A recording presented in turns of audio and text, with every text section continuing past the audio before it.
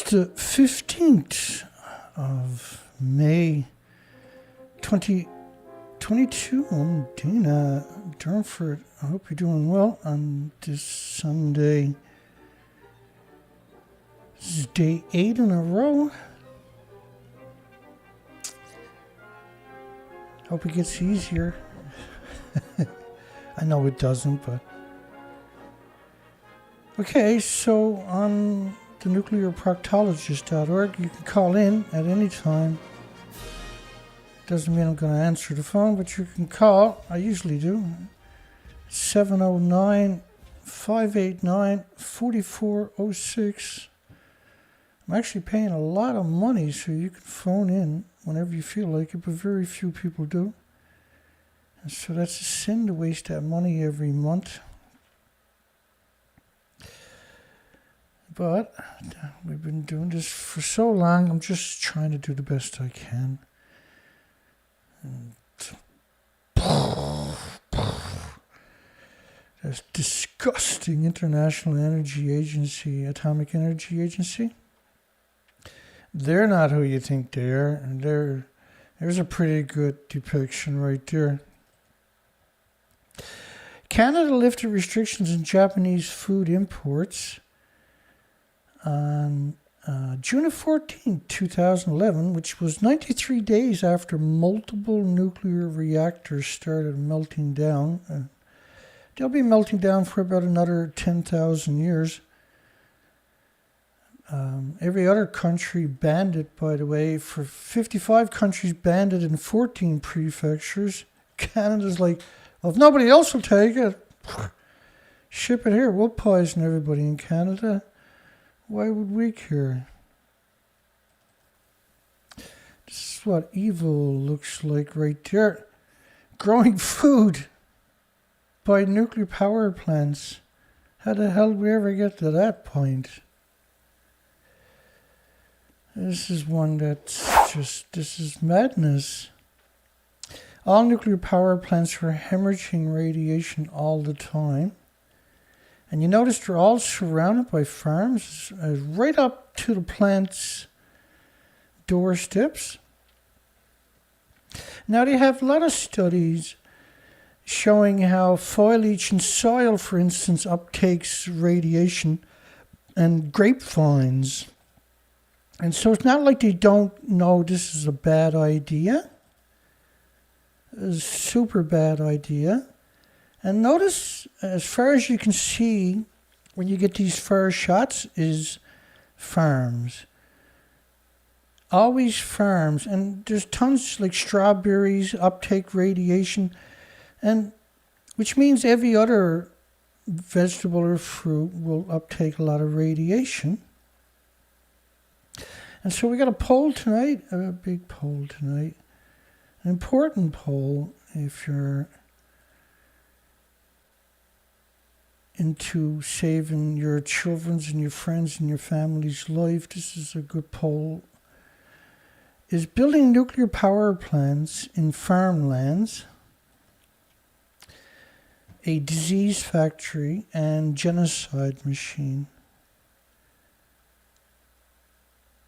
And the right answer, of course, is yes. And we got 21 votes right away.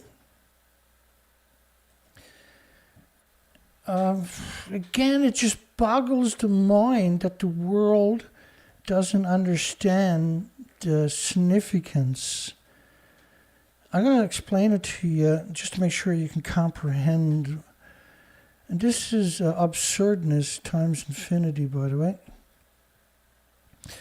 And I better bring in a few visuals because a lot of people don't understand even what a fuel pool is. And of course, not my regular viewers. They would obviously quite good at explaining what that is. So a fuel pool, now this is a fake one. They pretend that this is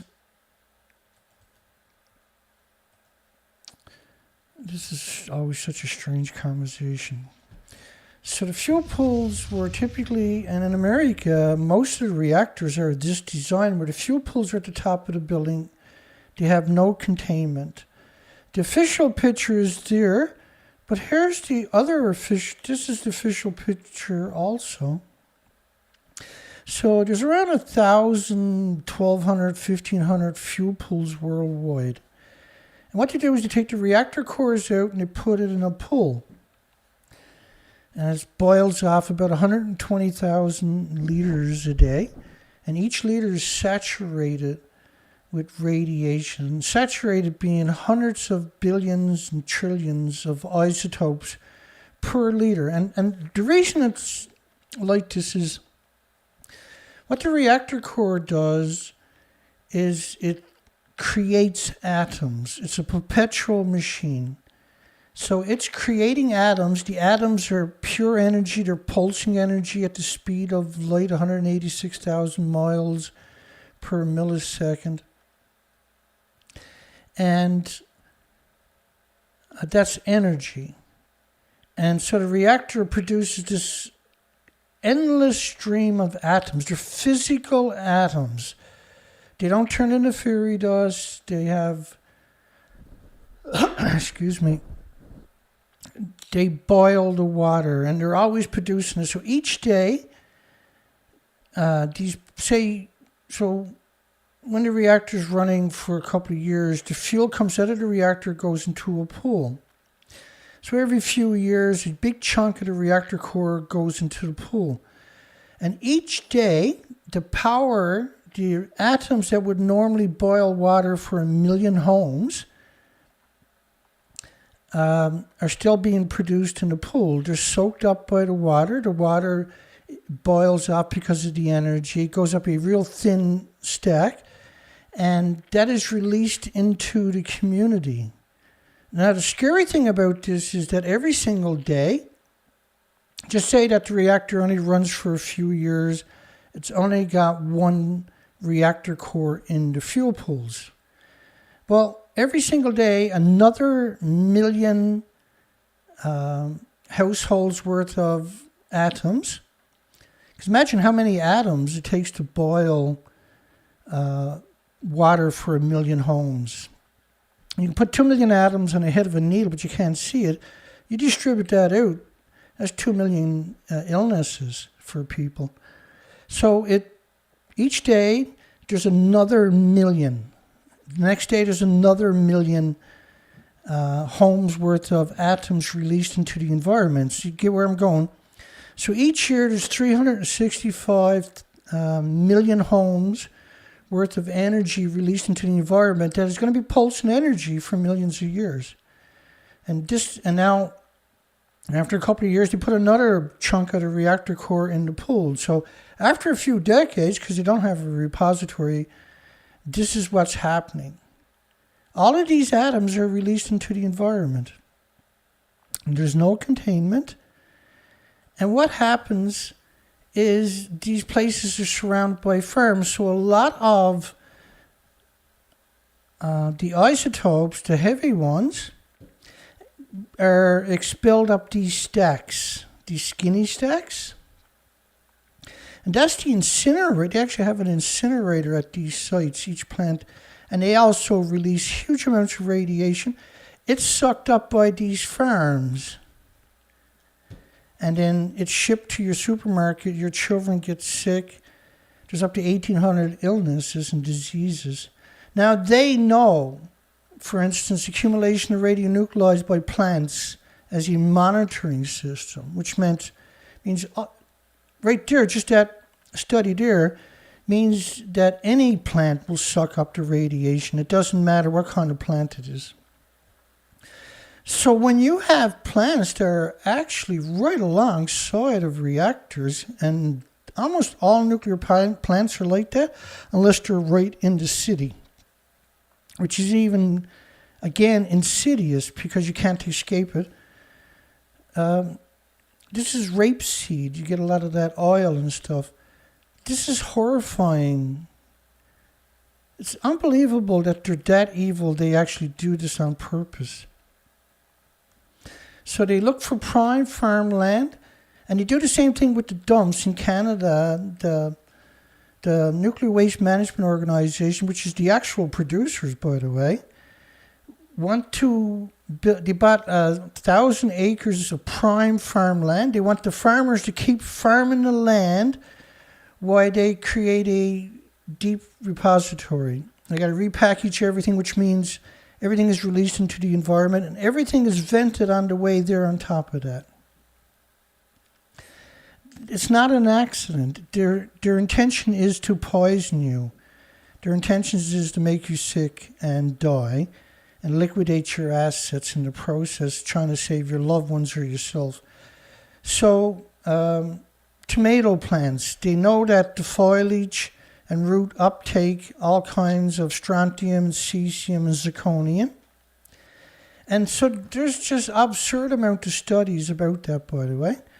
But what's really frightening is when you see this consistently. And so I put this together tonight in desperation that you will wake up and come to your senses and fight back against this insidiously evil, monstrous, hideous, genocidal disease factory known as nuclear power. So also you see, they know potatoes will suck up the radiation, of course. And this, every time I see these pictures in farms, it literally freaks me out. It literally freaks me out because how many people is going to eat that product? You're not going to eat all of that right there. Many people are going to eat it, see? That's what I'm trying to get you to appreciate. This is United Kingdom, for instance. This is absurdness. This is on purpose. They're poisoning you on purpose. It's 100% unequivocal on purpose. And they know, like, fruit trees and everything else are going to suck up the radiation. There's no maybes. And probably the scariest thing is children's swings where you can see a nuclear power plant. You're guaranteed to get sick. There's no maybes, no perhaps, there's no might. It's 100% guaranteed.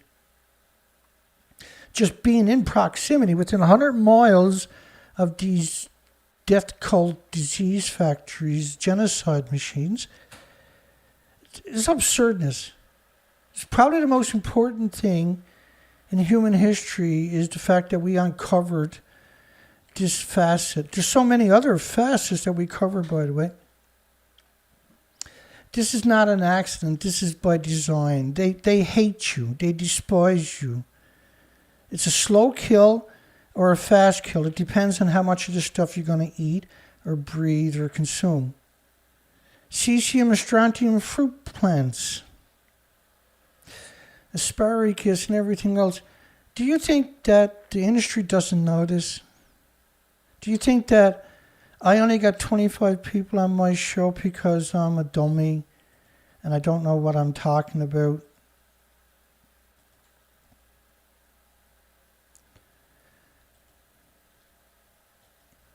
Right? Can you see 24 people on my show?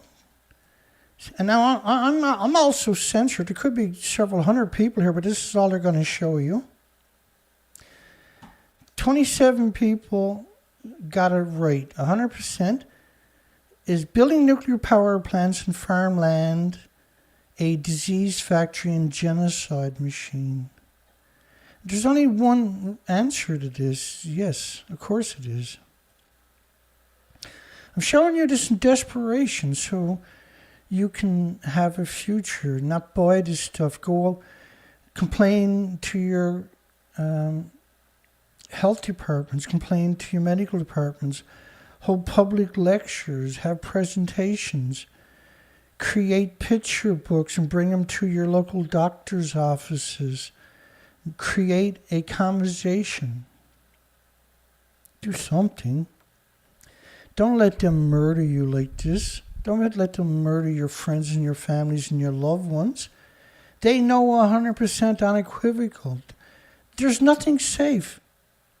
They have destroyed everybody's future and all species' future. We have to claw back some kind of a future. We have to fight for every second of our lives now that we know what this evil, insidious, gross and despicable and coward industry is up to. this revolting, murderous death cult is up to. And so every time you see these studies, do you really think they don't know these exist? Does anybody really believe they don't know the radiation constantly coming out of these places at absurd amounts? What you're seeing here doesn't do it justice. It's absurd how much radiation is hemorrhaging out of these places every 24 hours just from the fuel pool. Each fuel pool is boiling off approximately 120,000 liters a day. Each liter is saturated with radioactive isotopes. We had radioactive fallout here in Canada, United States, for instance. Just the iodine-129 isotopes was 220 million atoms per liter. So imagine what's coming out of a fuel pool, because the fuel pools are still splitting the atoms that they normally would to power 1 million homes. It's such a despicable, cowardly thing to do to our planet, because it doesn't just affect you, it affects all species. This stuff is falling out worldwide. And this freaks me out. Farmers right up to the reactors.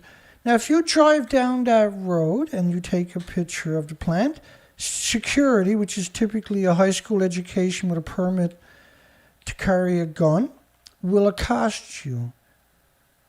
They'll ask you for your IDs, they'll detain you, the list goes on. They'll take your pictures of your license plates. They'll accuse you of being a terrorist until you can convince them you're not.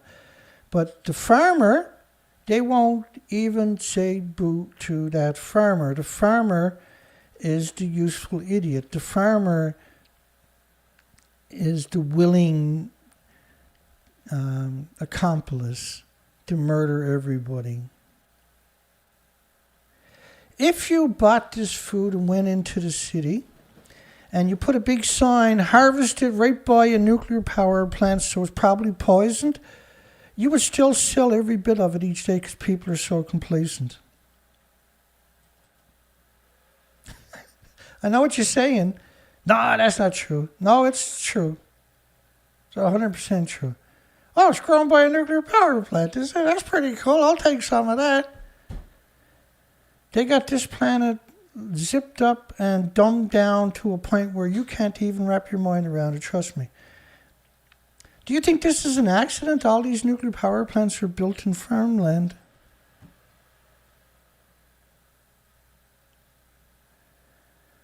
Because this is 100% emergency. One of the biggest emergencies in human history is we have to shut down all nuclear power plants. But the first ones to shut down is anything surrounded by a farm, which is about 98% of them from what we're seeing.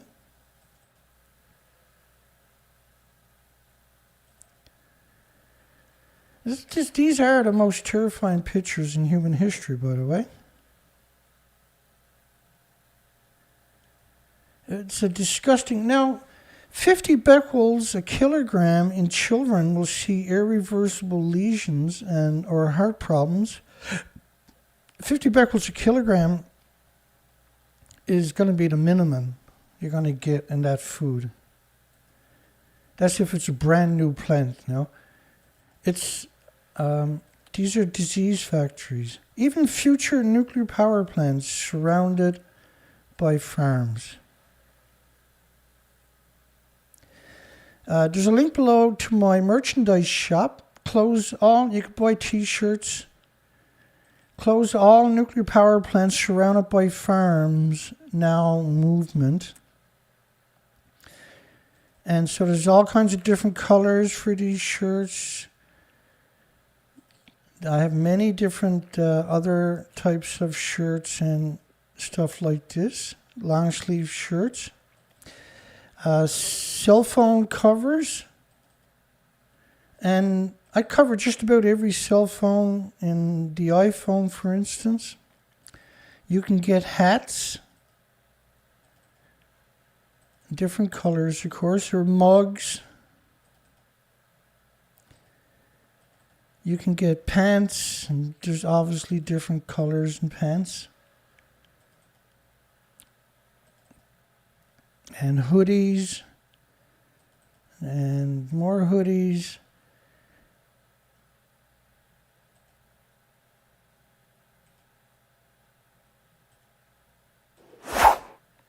Okay, so like I'm doing everything I can to try to help you, to try to help this planet. You don't want to buy anything from Japan. Japan is completely brain damaged from the radioactive fallout. They're so insane. They're actually growing food by 1-ton bags of nuclear waste in a nuclear wasteland. Try making that up on your own pre-Fukushima. I double dare you. Japan turns to nuclear renewables to reduce the Russian gas imports. It takes about 15 years to get nuclear up and running. And by 2026, the International Energy Agency, not the International Atomic Energy Agency, but the International Energy Agency, says between 2020 and 2026, there'll be 4,800 gigawatts of new renewable online. That's equal to all fossil fuel and nuclear power plants combined worldwide. So in another 4 years, that's equal to 5,500 nuclear power plants worth of renewable energies. 5,500 will be online between 2020 and 2026. And of course, it accelerates each year more and more and more. The Japanese Prime Minister has pledged to further reduce Russia's oil, gas, and coal by increasing the dispatch of nuclear power plants and adding renewables. But Japan is actually humanity's worst enemy. The food in 14 prefectures was banned in 55 countries. Canada wasn't one of them. Canada decided to poison everybody. Canada realized nobody else is going to take the food. You can ship it in here. We're not going to check anything. They done that within 93 days. Everybody in Canada should hang their head in humiliation.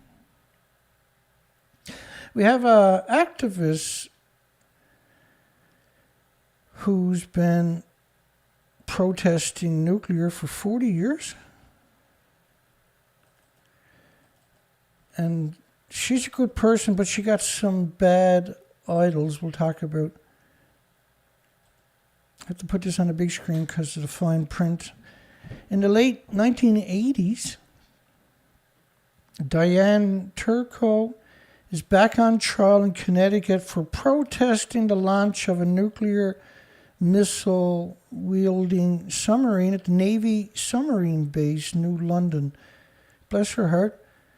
And she couldn't find a babysitter, and her 2-year-old son, Justin, is with her and is doing what babies are prone to do, crying and crying loudly. Now, this is 1980s, this story's gone back to. The judge says, will somebody get the baby out of my courtroom? She remembered the judge eventually demanding. She held her son up high so the judge can see him. She said, this is why I'm here. It's for my children and for all other children too. She's no stranger to courtrooms. Now, sadly, she was inspired to begin her career of organizing after she heard a talk given by Dr. Helen Caldicott, an anti-nuclear advocate. She's wrote 14 books, Helen Caldicott.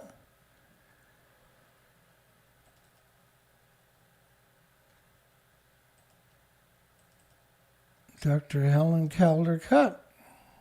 I'll show you one of the big problems with Helen Caldicott. Helen Caldicott was being interviewed. Now, I put these pictures here. That's the fake reactor 4. This is the real reactor 4. Helen Caldicott is going to be asked, is that the real building Or does it look like this in a radio interview? Now, she's done hundreds of these interviews. I'll adjust the volume for you, hopefully. Let me ask you this. You've said that if the spent fuel pool in number 4 collapses, that you would evacuate your family from Boston. Think we would ever know the truth of what's going on there? And the reason I ask is because we've seen coverage in the national news media here in the United States from ABC News and others that take video cameras in, saying that they're being given exclusive access to number 4 in the removal of the fuel rods, which is said to have begun. And what we see in the video being shared here in America is a pristine interior building. It doesn't look like a building in which the top blew off in a hydrogen explosion. The Japanese are very tidy people, and they have, by robot control and by human beings, removed the debris from the top of Building 4, and it does look pristine. And so, this is madness to suggest that the building looks like that.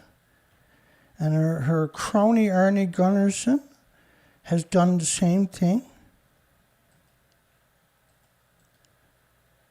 I'll play a clip of him.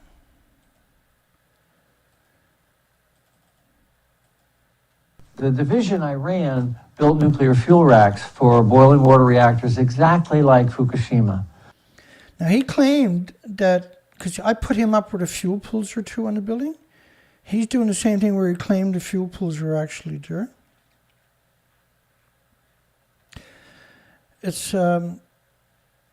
heartbreaking because these people were put on a pedestal. Oh, I got a good one for you tonight too. I'll cover it right after this story. Cape Cod Times. I'm going to put that on the big screen because I can't read it from. Early anti-nuclear efforts, the nuclear freeze movement, a grassroots effort in the 80s, for the governments of the USSR, Soviet Union, and the United States to agree to stop the testing, production, employment of nuclear weapons was just beginning.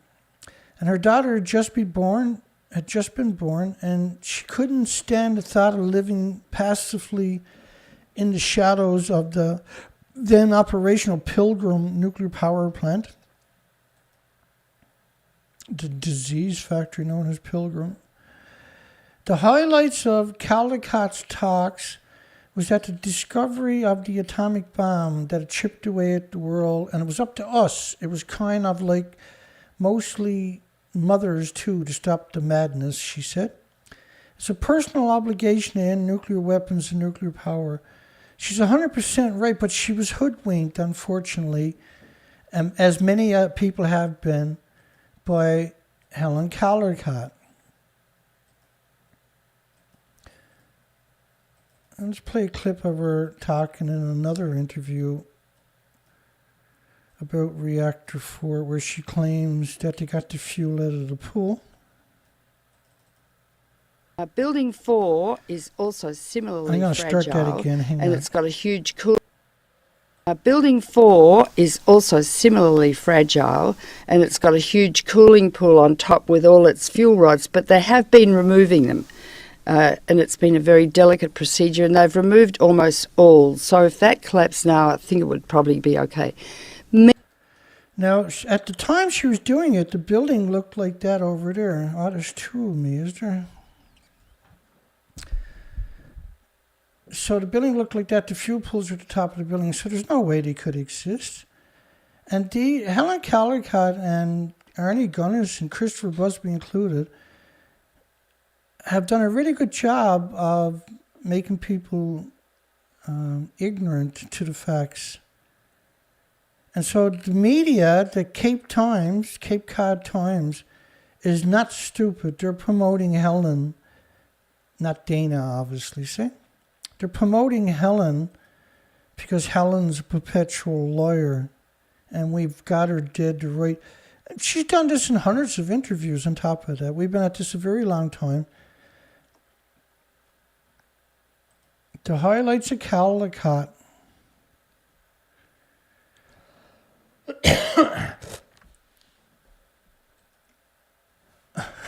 Hang on. Yeah, it's pretty sad when you can't trust anybody anymore. The public speakers like Helen Cott has doomed us all, is what really happened. Okay, and so United Nations, and one of their departments known as UNSCLEAR, which is a radioactive department, had took down a web page that I use a lot. In the last week, they took that down. This web page was from 2013. There's only one reason you would take this web page down, is if you were trying to hide. Average absorbed doses to the red bone marrow for adults. And we got them. Lucky for me, I screen captured everything. I got a good habit of doing that. So the second row, the first row is the community. The second row is the amount of people in population. The third row is the gamma emitters, not alphas, not neutrons, not betas, just gamma, like cesium. In fact, only cesium. Per square meter. Absorbed doses in the red bone marrow, unclear. So these communities weren't abandoned. And so the row that's highlighted at the top is atomic decays per square meter. The middle row, the population, and the first row is the community. They took this down somewhere in the last week. And all of these communities, you can see, are incredibly radioactive, and just gamma that they're acknowledging per square meter. Why did they take that down? This was a 2013, by the way.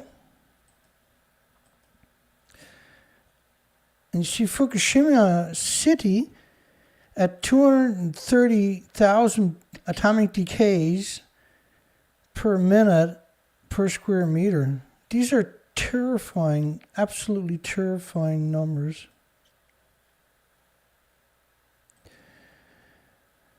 Back to that story. Of course, Oxford, Wade Allison. Anybody remember Wade Allison? Nuclear crank. Also a professor. And this is what we discovered over many years of doing this stuff, is that the professor's job is to cover up the accident. No matter how many people it's going to harm or how much harm it's going to do, their job is to come out, oh, well, I'm a professor in a university. Why would I lie to you? And the real thing is going on is, oh, I'm a professor from a university. Why would I tell you the truth? That's the reality of a professor. And if you look up crimes committed by professors, because there's not really a lot of professors, you're going to get blown away. You're going to be absolutely mind-boggled. The crimes, the vicious, sadistic crimes that a lot of professors have been caught and convicted of. So when you get a large percentage is caught and convicted, there's a good chance that a lot of the other ones are committing crimes. But when there's a major accident, they're the go-to for the degenerate media to go regurgitate whatever propaganda that they want to put out. It's actually like that. He said, nobody died of radiation in Fukushima. And we hear this all the time. That's not true or even close to true. You know, first off, there was 865,000 extra cancers in Japan compared to any other year, or spike in 2012. Cancer is just one of around 1,800 illnesses and diseases and autoimmune deficiencies and injuries and illnesses that you'll get. Now, cancer is just one, right? But just to drop that on its head very quick.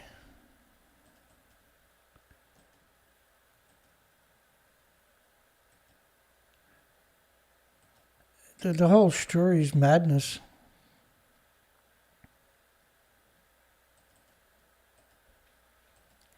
Really, like the whole bloody thing is it's madness. Extreme increases in mortality. Now, heart disease and death by heart attacks is common in nuclear when you ingest nuclear. Just in this one community, in a single month, there was an extra 12,695 people died of heart attacks in just a single month. A spike, an abnormality. So this can't just be a single time in a single month.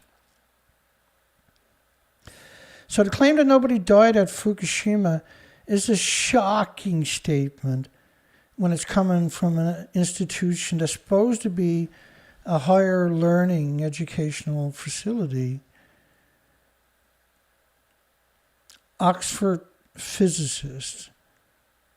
This is the problem. Like, they're not going to come out and tell you that nuclear power plants are hemorrhaging into your farms, right? How to speed up the rollout of small modular nuclear power plants. Bloomberg story. The invasion, again, we see these connotations since, and of course, every year there's 98 million refugees. So why is Ukraine put on a pedestal as being the only ones we should be concerned about? Is a question everybody better start asking themselves. Has put the US and Europe on a wartime mission, to abandon Russia's fossil fuels. And there's only one outcome from that, because they don't have a source, is mass inflation that is debilitating to the entire planet. And this is what we see happening. This, by the way, Vladimir Putin, Justin Trudeau, for instance, here in Canada, Angela Merkel, many past, present, and future leaders were part of the World Economics Forum, including Bill Gates, for goodness sakes, when they were younger. This is a known genocide machine, by the way. And so it's very dubious to see what's going on in Ukraine right now. It's extremely dubious. Smaller advanced reactors still in development. They don't exist, not even on paper. Like, they've been at this for 30, 40 years straight and still haven't come up with a solution for it. Offers the promise of a carbon-free energy and could back up the ebb and flows of renewable power and clean grids of the future. Well, first off, if you would take wind and solar, you should back that up with geothermal and tidal energy, because both of those are 24-hour constant supplies. Then you might consider backing it up with storage, like pumped hydro, where you pump water up a hill with excess energy. Or one of my favorites is compressed air storage. There's quite a few examples already out there. All you're going to do is dig big mine shafts and compress air down there at about 120 pounds per square inch. So you're not going to go up in a high volume. And then you can harvest the energy, the heat, because there's a lot of heat when you compress air. And you can store that heat for several weeks. And then you can release the energy when you want to expand the air. Because the old-fashioned ways was you would burn a bit of gas to help expand the air a lot quicker. And so you got wind. If you put your wind in the mountains where the wind blows all the time, and your solar in the deserts where the sun shines the most consistent, then you back it up with geothermal and tidal energy, both 24-hour consistent, that are not dependent upon the elements. Because the tide, you can predict the tide thousands of years down the road to the second. And geothermal, of course, is going to be consistent long past the human experience. And then you can also back it up with pumped hydro and compressed air storage. That's the solution. That is absolutely 100% unequivocal what future generations, if they survive what's happening, will be doing. And there's other exciting new storage technology being developed for underwater on top of that. So the industry is doing everything it can to scuttle that. And there's actually an example of that. Bear with me 1 second, because evidence is really important to people, more so than, like, if I was to do a radio show, which is probably what I should be doing because it's an absurd, ridiculous amount of work to do what I'm doing.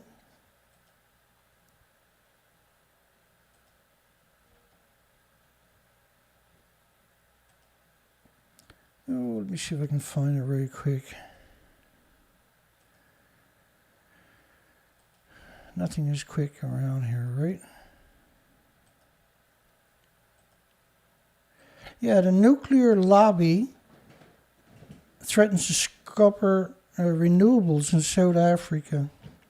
In fact, the current South African government is threatening to put people in jail if they go against nuclear. Advanced Nuclear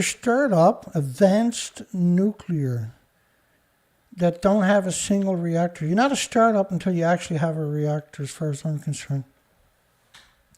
Claims it could build a new plant in about 1 year, but it wouldn't be big, but it could be ready quickly if the US is willing to fast-track the regulatory process.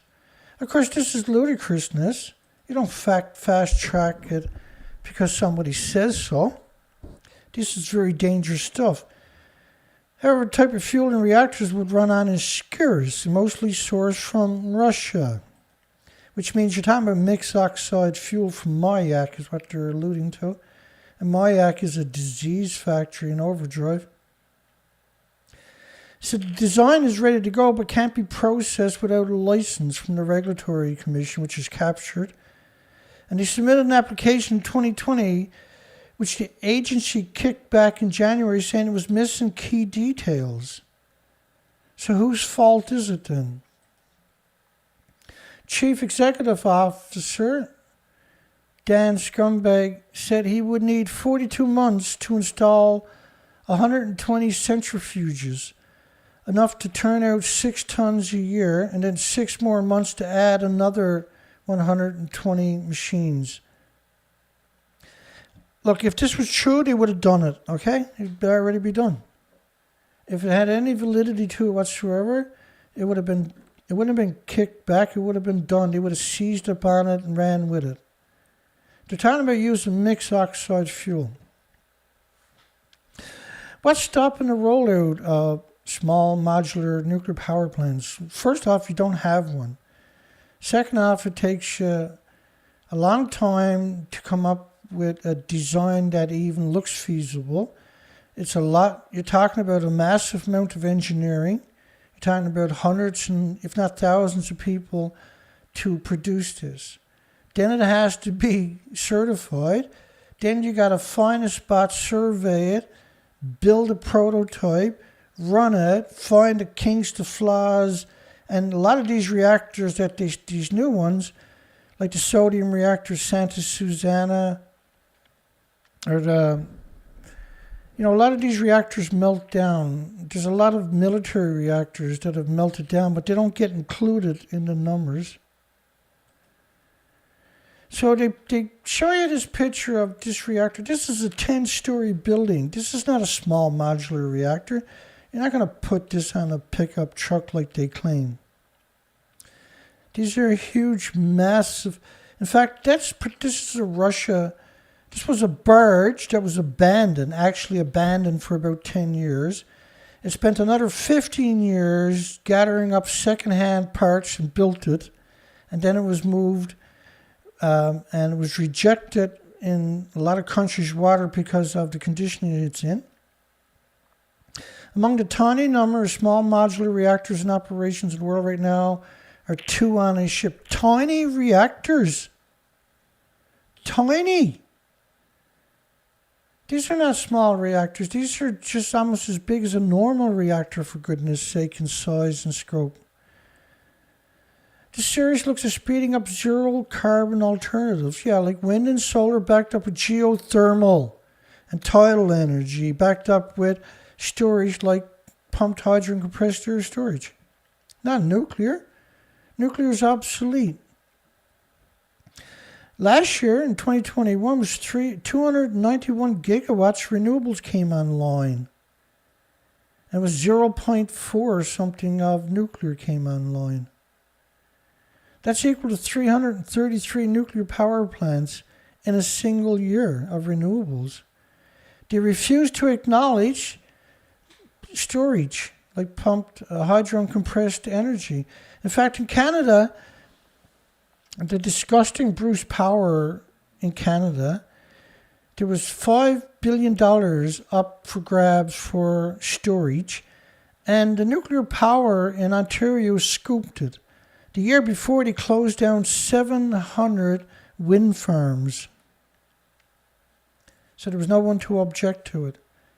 Like, this is evilness in overdrive. Like, they're destroying everybody's future. It's not greed, it's evilness.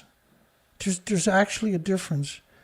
It's done, they do this in contempt.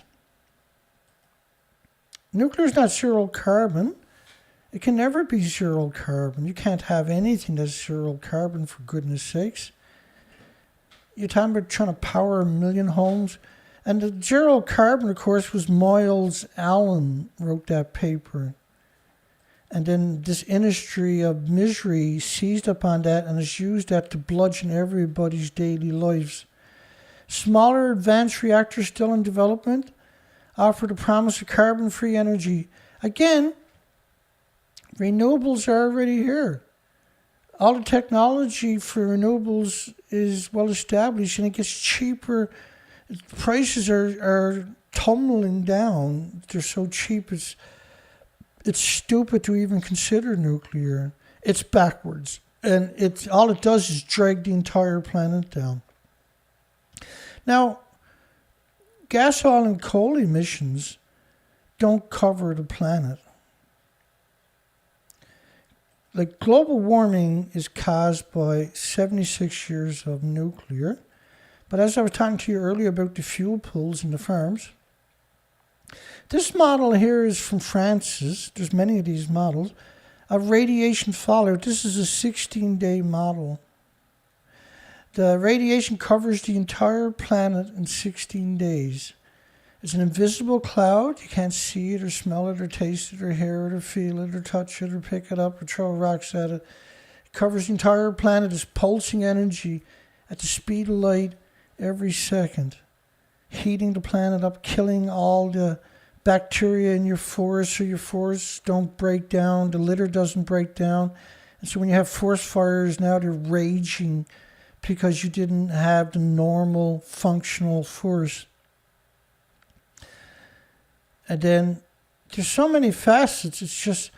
It's mind-boggling that these people are so evil, so set up on destroying everybody's future. It's just mind-boggling. Nuclear power is the safe, affordable, clean option. One of the things that really bother me about what I'm doing, where I do this 24-hour news cycle a lot, and what I'm demonstrating is the perpetual lies, the consistent and perpetual lies. And as you start going through this day after day, week after week, month after month, year after year after year after year after year after year of covering these cycles, you end up covering almost all you cover all the major media worldwide, and you cover all the other media worldwide with any influence whatsoever.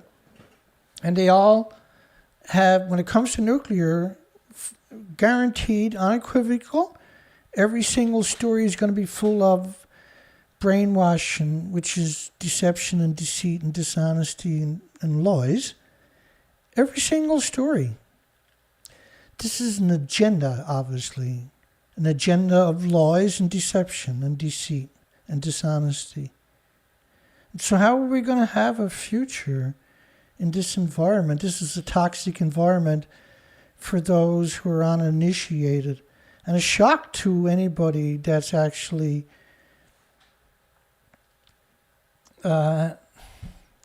see, I believe in the humans. I do. I believe in everybody, except for the lawyers, of course. But I believe in the people, the innocents that don't know any better, that put their fate in the system and are brainwashed by it, I still believe they're capable of comprehending and retaliating. And this is why the brainwashing is so consistent, because they understand that. Again, you see this nuclear power, and Jason Hayes, I mean, there should be, if there was a law that made it illegal, there wouldn't be a single journalist left on the planet. Let's put it that way.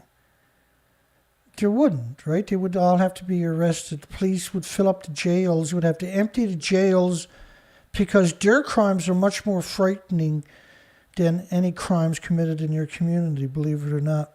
These are murderers on a global scale. Frightening headlines about nuclear plants do more harms than reactors, or, this is a really interesting connotation, or spent fuel. The spent fuel is still splitting the atom. There's no containment. As I showed you earlier, each power plant is surrounded, almost all of them are surrounded by farms.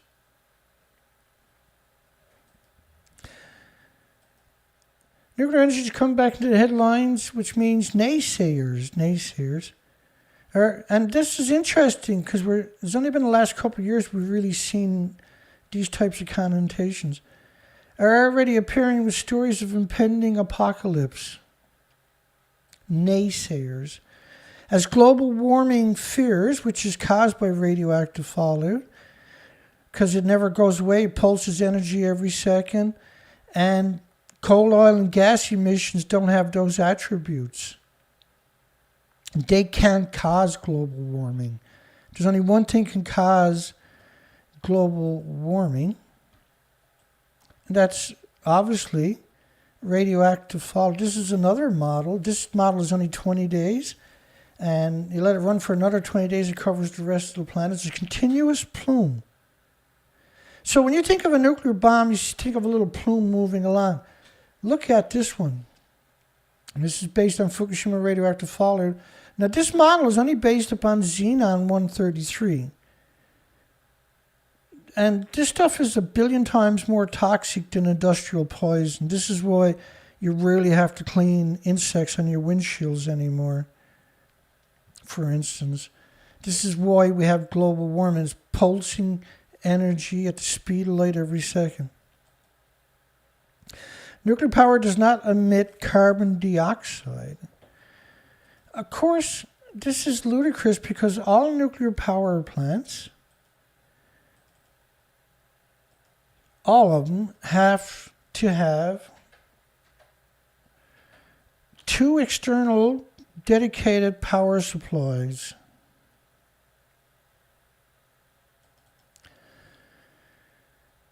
I'll give you a couple of quick examples, hopefully. So all nuclear power plants are dependent upon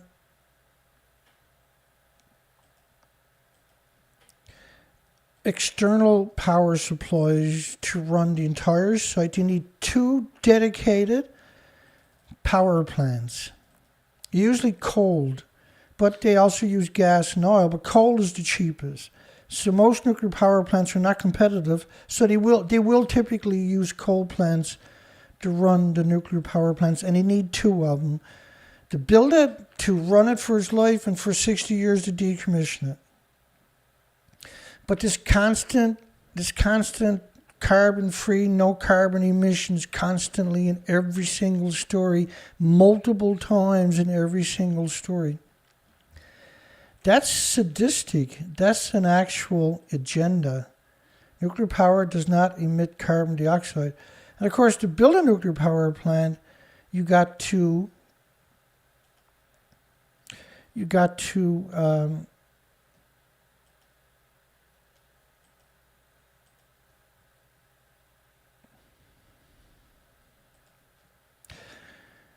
yeah, it's really something.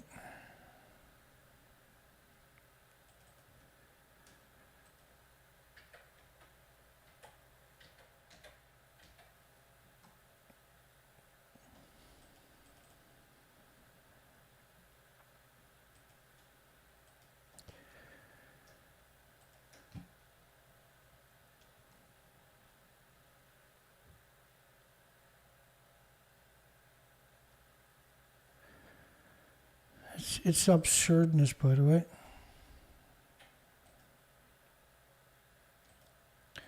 You know, one of the first things happens when you shut down a nuclear power plant. But you have other kinds of risks that they never really want to talk about. One of the ones that really jumps out at me, they closed down 2 nuclear power plants in California, and almost immediately there was a precipitous drop in the infant mortality rate in a 50-mile radius, because no one likes to talk about it, but nuclear power plants put out radioactive gases that can be real harmful to babies and fetus. So infant mortality rates dropped when they closed down nuclear power plants. But like to build a nuclear power plant, the mining, the processing, the chemicals used to separate it just to get their yellow cake, the entire process is, it's really shocking, the pollution that creates. All the structural material that they use to build a nuclear power plant has to be tripled inspected. It has to be the best of the best grades. Just as cement, United Kingdom nuclear power plant had used so much cement, they could have built a sidewalk from United Kingdom to Rome. 90% of the site is radioactive when they're done with it and needs to be stored, even though they're recycling a lot of it, radioactive material, because there's no opposition. Nobody's allowed... Nobody's aware of these laws when they're changed. You change the laws with constitutional lawyers in increments when no one's paying attention.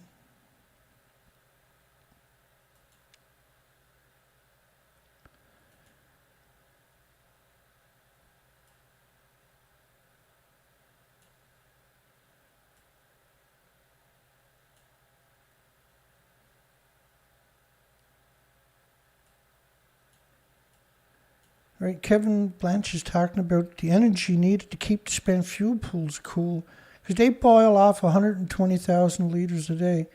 That's a super important point, by the way. In one example, a recent Detroit News article continues the tradition of frightening headlines promising to answer why shoreline nuclear power plants poses problems for the Great Lakes, one of the biggest reservoirs of fresh water on the planet. So, frightening headlines. He's complaining because a newspaper article talks about frightening headlines about nuclear power plants on freshwater lakes, which is 100%. The Detroit headline is 100% right to say that it's frightening, because you're poisoning the drinking water for tens of millions of people permanently. And if you look at like Los Alamos Laboratory or Sandina and places like that, they're actually built on some of the biggest aquifers in America. And they're unequivocally, and they acknowledge it, unequivocally polluted with radiation, particularly from the Manhattan Project. And they never stopped creating pollution, so imagine how bad it is now. These scare tactics are not without precedence. So the person who wrote the story knows the difference. They wrote the story to trick and deceive the people. And so he's gone all the way back to medieval. He's gone back hundreds and hundreds of years for his example, for his desperate example.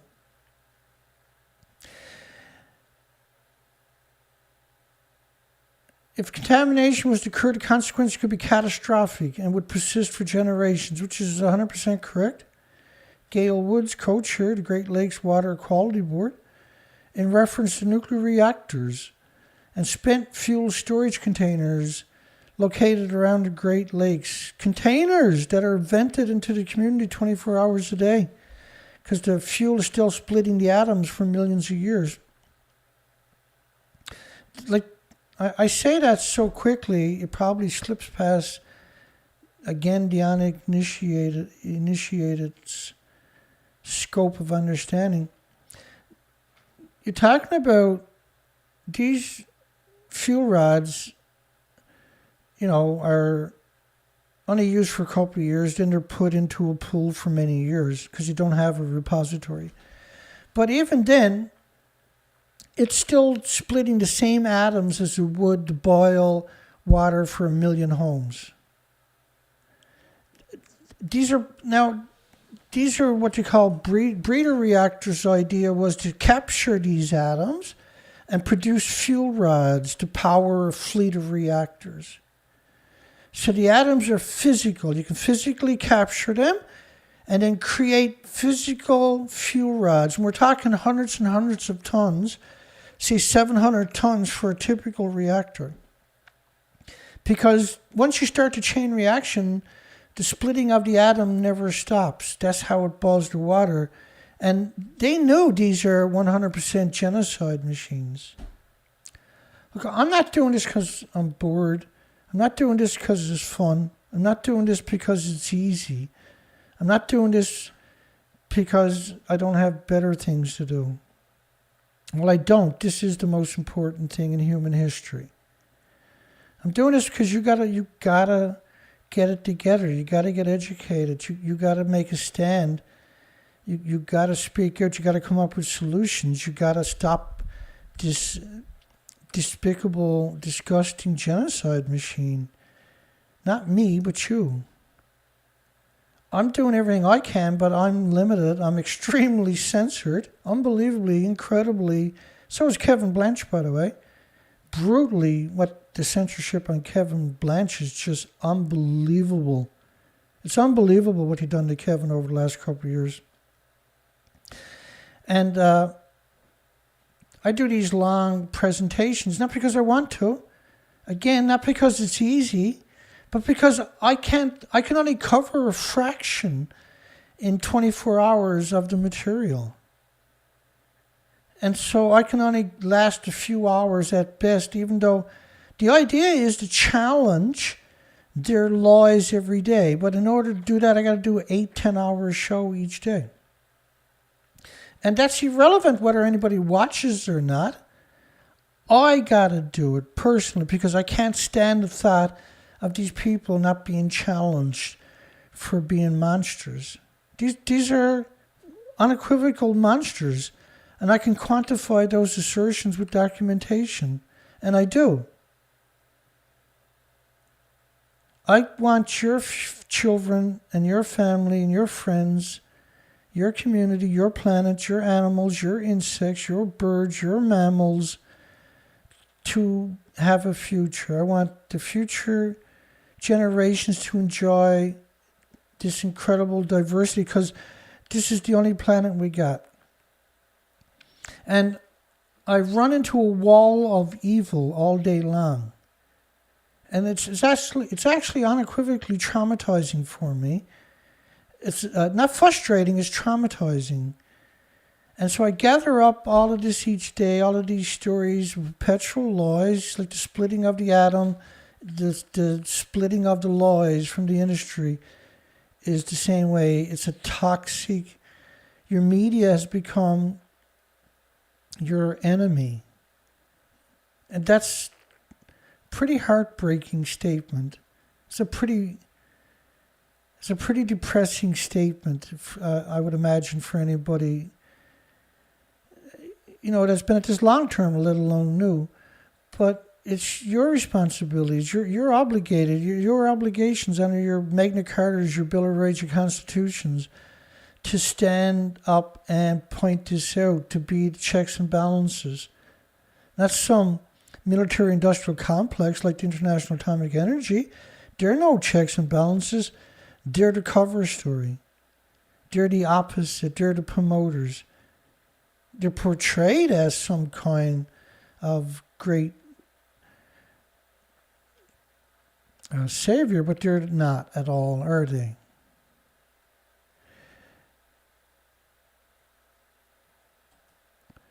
On a similar theme, if a meteor was to hit the planet, the consequences would be catastrophic, would persist for many generations. So they talk about if contamination from a nuclear power plant, consequences could be catastrophic, would persist for generations. And then the coward who wrote the article, Jason Hayes, which probably didn't even write it. They got their name put on it. The article's too complicated. It's probably written by the nuclear industry, typically, is how this works. And they put their name on and get a kickback for billing in audiences with cat videos and stuff like that. He claims that if a meteor was to hit the planet, that would be catastrophic. You can't conflate a meteorite, and even though I do, with a nuclear meltdown and Fukushima.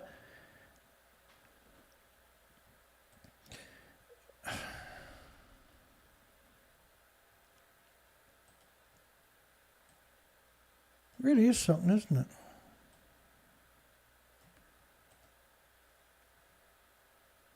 Let me see if I can find that right quick for you.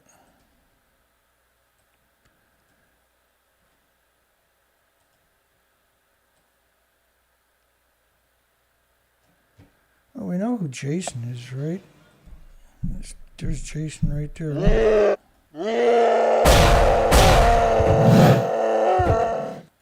That's Jason.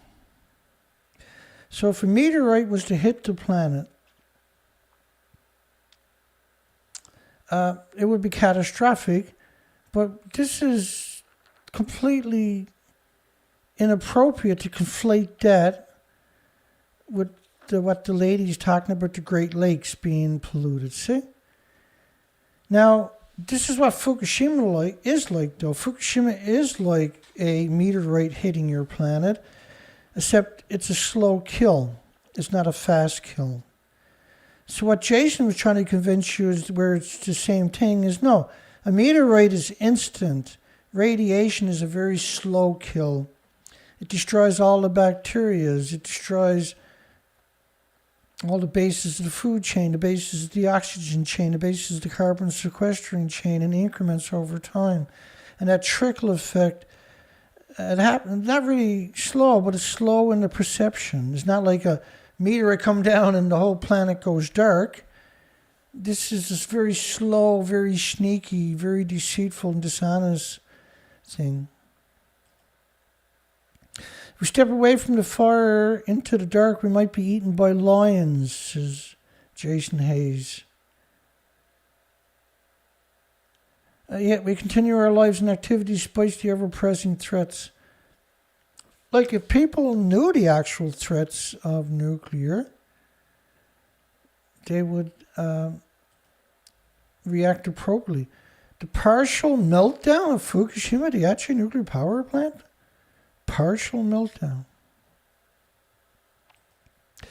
So their number one go-to routine is always to lie to you and misrepresent every facet. And when you hear the words partial meltdown, really, you should be quite alarmed if somebody would do that. Does that look like a partial meltdown? That's a comparison. The fuel pools were at the top of the building, on top of that, and so is the reactor. It doesn't exist. Now look at the guts hanging out of this 190-foot building. It's just a little stump and there's nothing functional. The pools are at the very top of the building, and so is the reactor core. They're 100% gone. In fact, in this building, that's the lower part of the reactor core, that's the top part of the reactor core, and that's the bell that's normally up right here. Now, this reactor was shut down, but it still had most of the reactor core intact because they don't change the whole reactor core. They change a part of the reactor core. So the death toll resulting from the failure of the cooling system of Fukushima was 0. As I showed you earlier, that's absurd to suggest it. Let me give you another example of that. Just in one community with over 12,700 people died in a single month of heart attacks. That was because of Japan.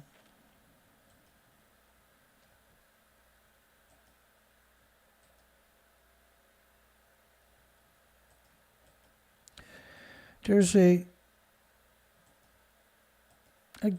right, there's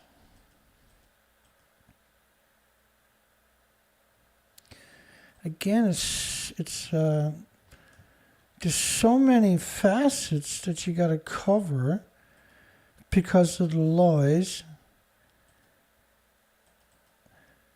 I got a prime example of what I mean by this, though. 2019, this study came out. Congenital heart disease operations across the entire country of Japan rose by 14% per 100,000, which is actually 14.2%. Is 14,200 children need open heart surgery for every 100,000 born. We should consider the influence of radionuclides emitted from the Fukushima nuclear power plant. See? But Jason Hayes, he couldn't care less. He wants to get his paycheck, so he signs his name to a genocide paper. Thanks to the fundamental integrity of the nuclear vessel and the containment building, none of the power plant's neighbors have died. There were 7 people on one street in Koriyama City died in the first year, for goodness sakes. Nor have any apparently been exposed to harmful levels of radiation, Epstein wrote. And that person he's quoting, Epstein, it's just, my goodness.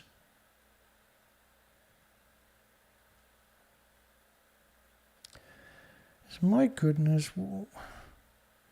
This is the one thing we see consistent is the evilness, the incredible, unbelievable evilness of the nuclear industry.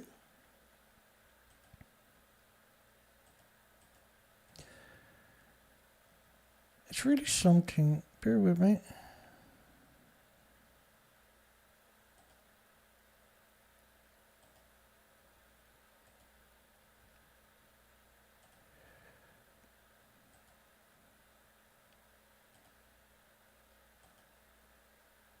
There was actually over 300 police officers died in the no-go zone. But the claim that nobody died is absurdness. I'll just give you a little example, because there's so many examples you can barely... 7 people died on a single shopping street. That's Koriyama City, which is 35 kilometers away, by the way.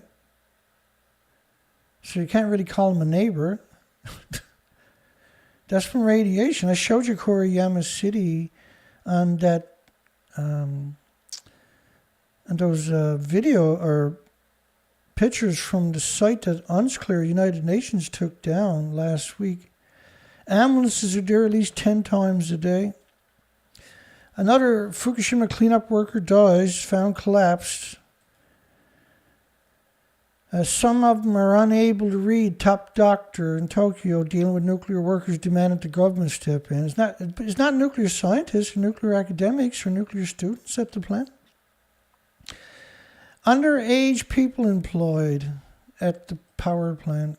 It's the homeless and destitute and victims of society. Cesium immediately damages the heart muscle, not slow acting, which is why you've seen the mass deaths in just one community, for instance. It's 12.5% of heart attack increase, 12,700 compared to the same month of the year before. But cancer was also, in that single month, extraordinary. And cardiac diseases was up extraordinary. 40% of Fukushima visitors showed internal exposures to radiation. Over 1,000 nuclear workers with 10,000 counts per minute, and they're just checking for gamma. They're not checking for alphas, neutrons, betas. After working in affected areas, 4 workers died.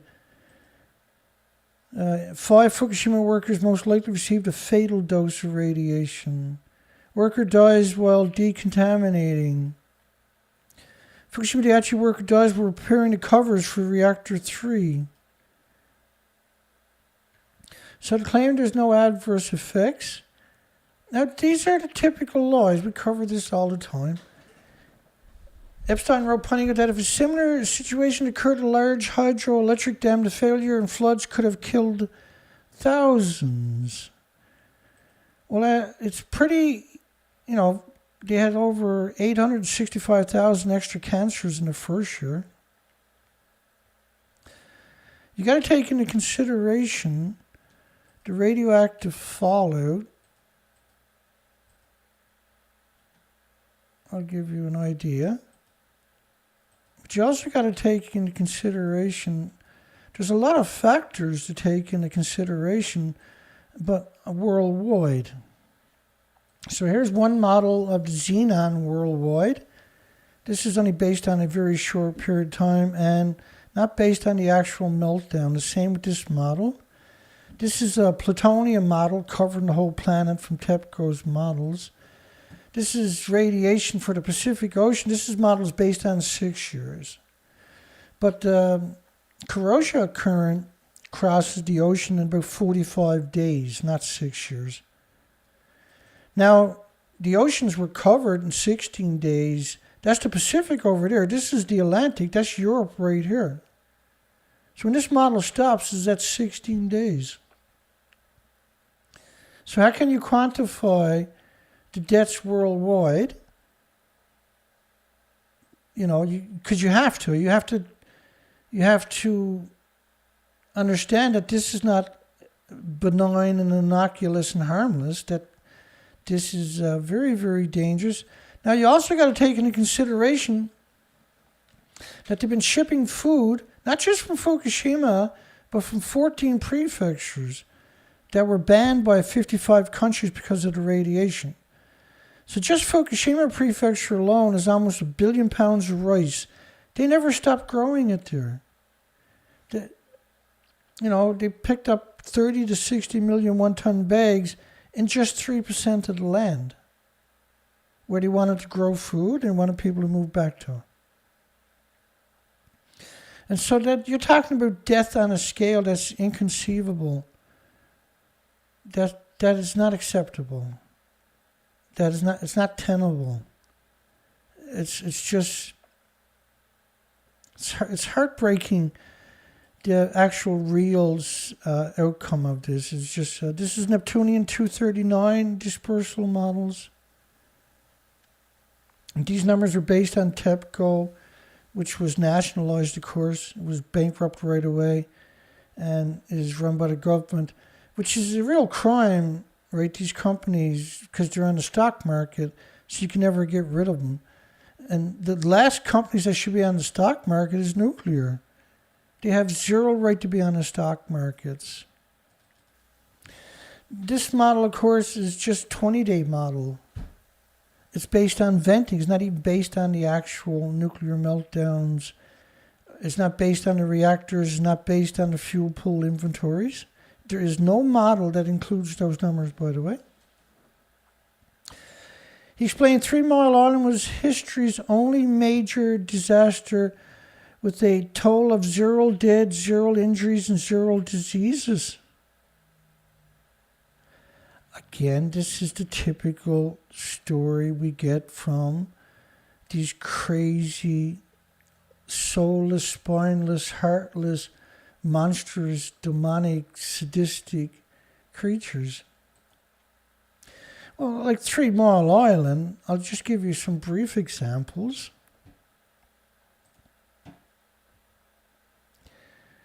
What do we got to lose? Now, I put out a presentation from last year on my site a few weeks ago of 3 Mile Island. If you really want to see endless amounts of academic studies,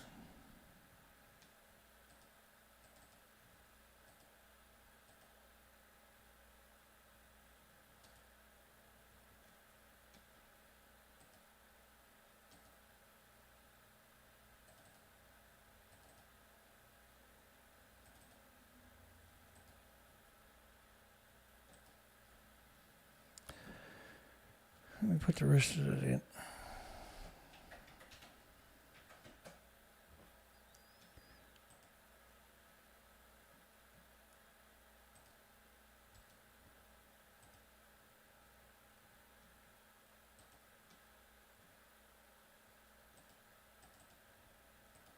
You can't actually keep up with the lies, unfortunately.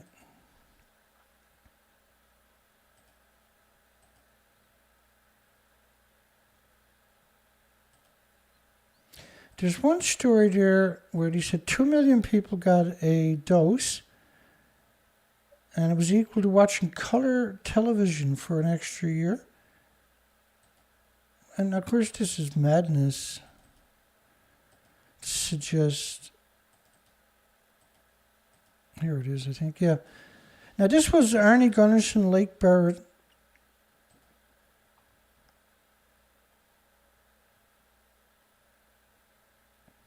Of course, Santa Susana was the worst accident in America.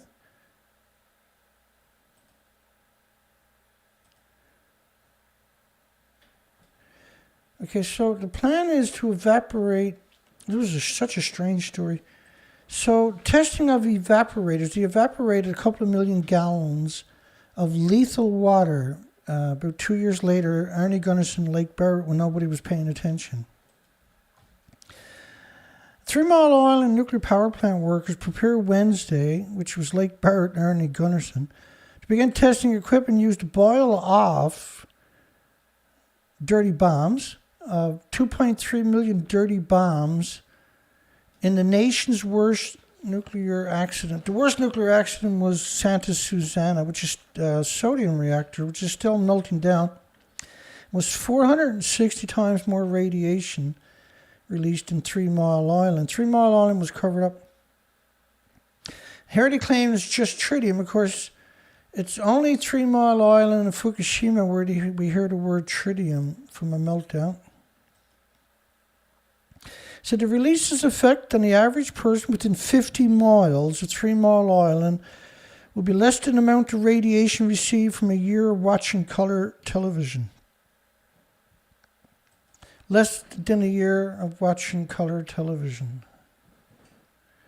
There's a study there where they talk about 2 million people got a radioactive dose, but less than the amount of radiation from like back then color television was actually really bad, but when you ingest radiation, it sequesters in your muscles, your organs, and your bones. It's a totally different radiation.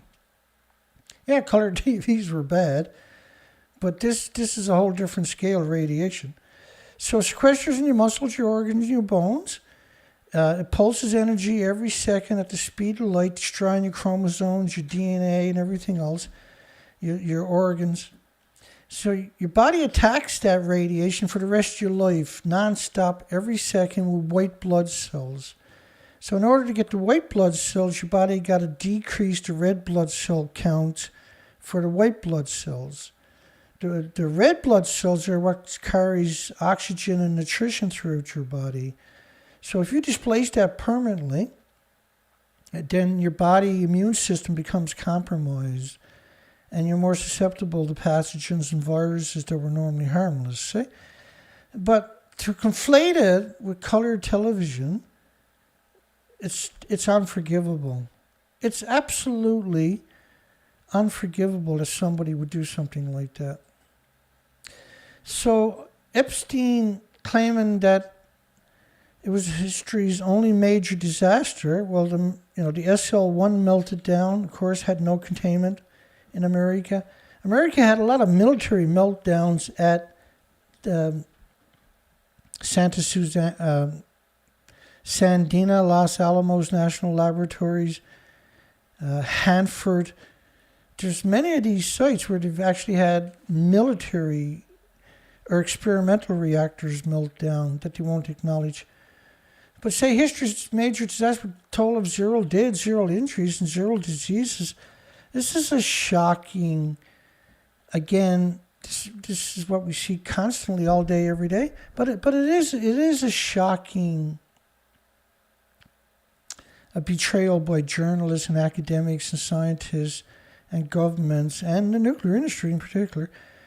Blaming the nuclear industry and currently operating nuclear plants for this action is like blaming the auto industry for a fire caused by speeding drunk drivers who removed the brake pads on their vehicle before getting in the car. So getting drunk, take the brake pads off, getting drunk and speeding down the highway and having an accident. This is simply not...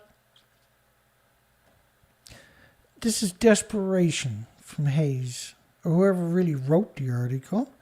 But he's actually with a think tank, the Mackinac Center for Public Policy. And his entire presentation is on deception and deceit and dishonesty. Can you imagine what kind of person he is in real life, really? Is really what you should think about. And then to bring in the World Nuclear Association, which is a pro-nuclear lobbying, and a despicable one at that, reports that apart from Chernobyl, no nuclear workers or members of the public ever died as a result of exposure to radiation due to a commercial nuclear reactor.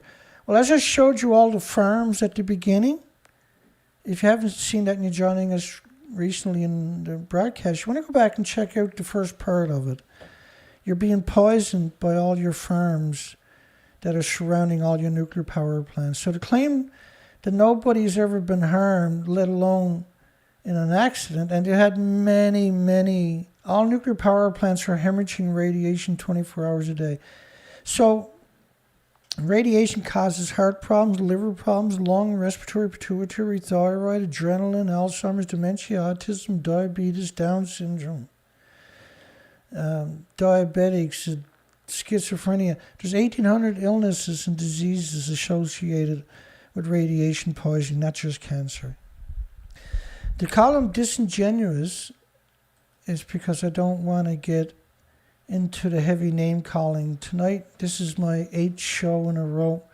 How are we to live in an atomic age? And I am tempted to reply, why, as you would have lived in the 16th century when the plague visited London almost every year. Or indeed, as you are living in the age of cancer, age of syphilis, an age of paralysis, an age of ear raids, an age of railway accidents, an age of motor accidents. So conflating that with a genocide machine is truly one of the lowest forms of life imaginable. Truly one of the most gutless replies in human history. She goes down in the annal of history as the most cowardly reply ever made. He said nuclear energy has for decades provided American consumers with a reliable, affordable, clean, and extremely safe supply of electricity. It'd be short-sighted failure to allow misguided fears to deprive us of one of our safest and most reliable sources of essential energy. You, sir, are an embarrassment to the human race. I'm ashamed to say that you're a human. I see no evidence that you are a human.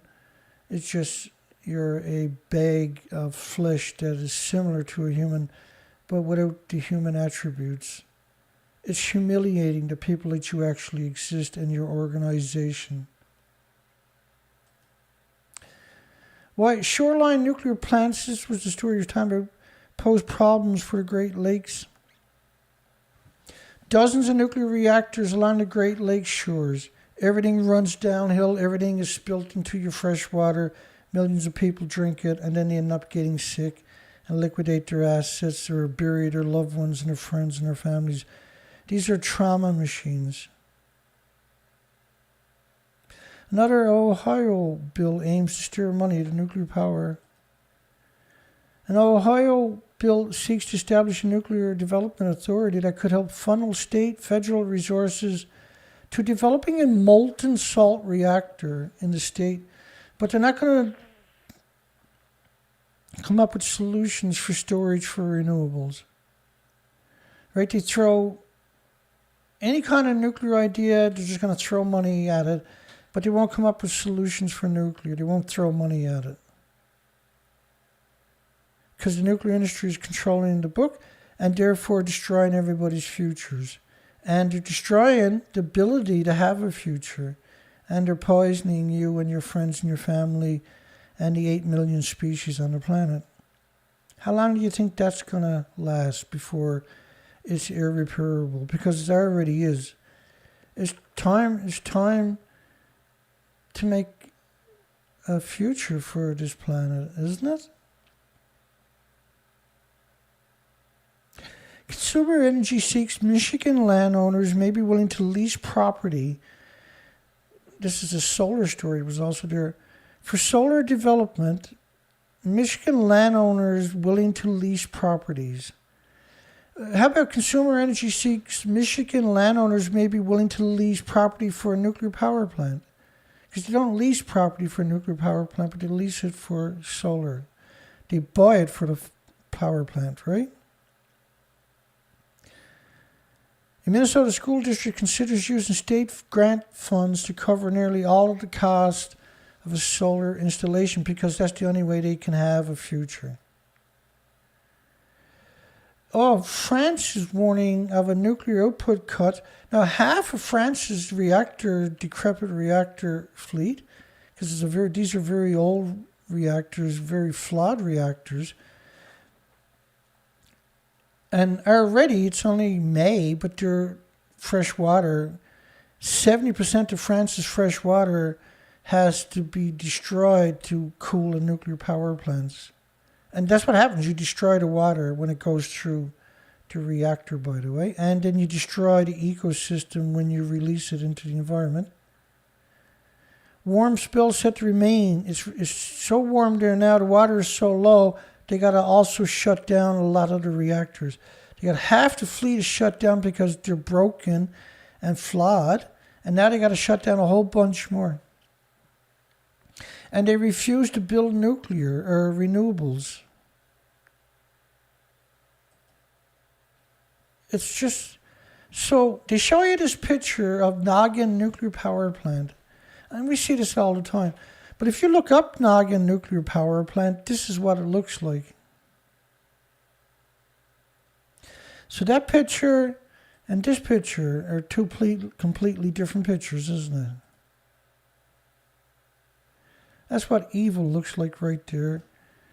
Growing food by a nuclear power plant. That's the very definition.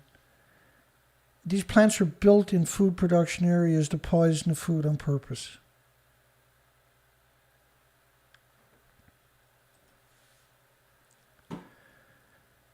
It is something, isn't it? Which reminds me that we got a poll tonight, don't we? Is building nuclear power plants in farmland a disease factory and a genocide machine? So is the nuclear power plant a disease factory and a genocide machine? Yeah. Right, it is. Look at it. That's a disease factory. When you eat this, you get sick from it. It's permanent. You never get better. Your children never get better. Your loved ones never get better. Your communities never get better. Nuclear illness is permanent. I know, I apologize for caring. I apologize for trying to make the world a better place. I really do. I don't know how to do anything else, only the good things, unfortunately. I can't be evil. I really don't know how to be evil like Jason Hayes or the Mackinac Center for Public Policy. I don't know how to be evil like that. And what he done, and he's the director of environmental policies, for goodness sakes, for a public policy think tank that has that hates you, obviously, or he wouldn't do what they're doing. He's not putting his name on the article because he's a good person. He's doing it because he's insidious, because he's a murderer. He's a coward murderer on top of that.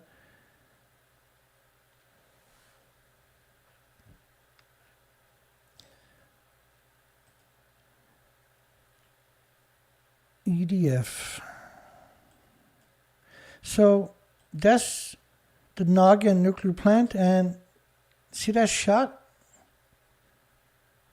But if you go look it up, that's actually what it looks like. The definition of evil. Oh, and that's the definition of evil too, by the way.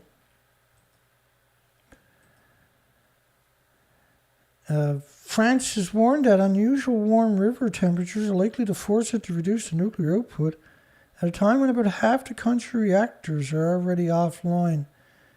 They're offline because of poor design, because of poor maintenance, because of they ignore the maintenance on purpose, because of flaws, massive, incredible, dangerous flaws in the design. Nuclear plants are usually placed close to a body of water to poison it. During summer heat waves, usually in France, around 700 people a year die, senior citizens, because they can't use their air conditioning because the water is so low, the reactors have to cut back on their power. French reactors regularly cut output to keep core temperatures steady as the chilling effect of the water is reduced. River warming alerts are more common in August, September. They're unusual for May. Not anymore because of Fukushima's radioactive fallout has destroyed the biosphere of the entire planet. Green Party leader in Canada has urged Saskatchewan government to halt small nuclear reactor plans. And look at this. This is a drawing, right? This is a fable. Remember a couple of years ago, they're going to be cheaper and smaller and faster to build and easy transportable. And it's just another clean, green, and too cheap to meter version. It'll never happen because there's no need of it. Renewables have, if you take wind and solar, which is the main one people talk about, acknowledge, and pair it up with geothermal and tidal energy, which is 24 hours a day sustained energies, and back it up with storage like pumped hydro and compressed air storage, there's no reason we would want coal, oil, gas, or nuclear. It's obsolete immediately, and you can put that into use within 1 year. Why would you go the way of the dodo bird and use nuclear? And of course, NuScale is one of the small modular reactor companies whose designs are going through pre-licensing approval with the degenerate Canadian Nuclear Safety Commission. I call them degenerate because we've been covering them for many, many years, and there's no way to misinterpret it. They're degenerates. And so they're going to waste all this energy and time and infrastructure on something that will never come to fruition when we have the ability, already proven technology. Like last year was 333 nuclear plants where the renewables came online during the pandemic when everything was shut down. Imagine if there was no pandemic. It probably would have been 600 nuclear power plants where the renewables would have came online last year. It was the same the year before. It was 300 nuclear power plants where the renewable energies came online.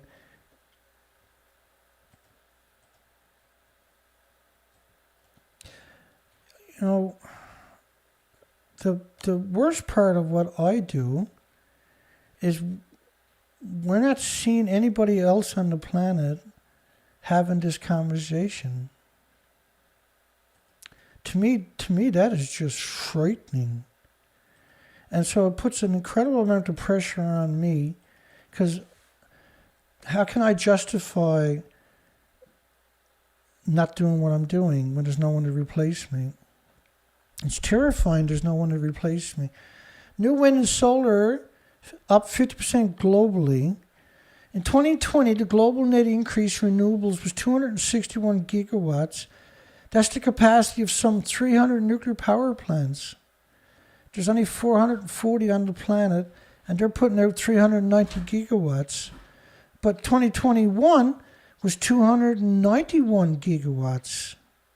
So 100 gigawatts shy of all nuclear power plants came online in renewables last year alone. And we're going to see an increase again this year. And by 2026, between 2020 and 2026, that 6-year period, will be over 5,500 nuclear power plants worth of renewables online. Why would you bother with this disgusting... These are going to be using mixed oxide fuel, which is billions and billions of times more toxic than industrial poison. They're holding our entire planet ransom. Police forces that protect the UK nuclear power plants. Police forces. United Kingdom police forces protecting the power plants. But you can, if you're a farmer, you're okay. We don't mind the farmers. The whole story is absurd, by the way. I'll show you an example of it. Here's one of United Kingdom's power plants. This is Sellafield, I think. So the police forces are not there to harass the farmers who are going to poison the population with deadly radioactive food. Like, you know, you're not going to go there and steal fuel from a nuclear power plant because it's lethal doses. Can't be done. You need a special machine, special trucks. It's a whole massive process. I always find it stupid when I see the police forces that protect the UK's nuclear power plants. First off, they're genocide machines. The police should be arresting all of these people.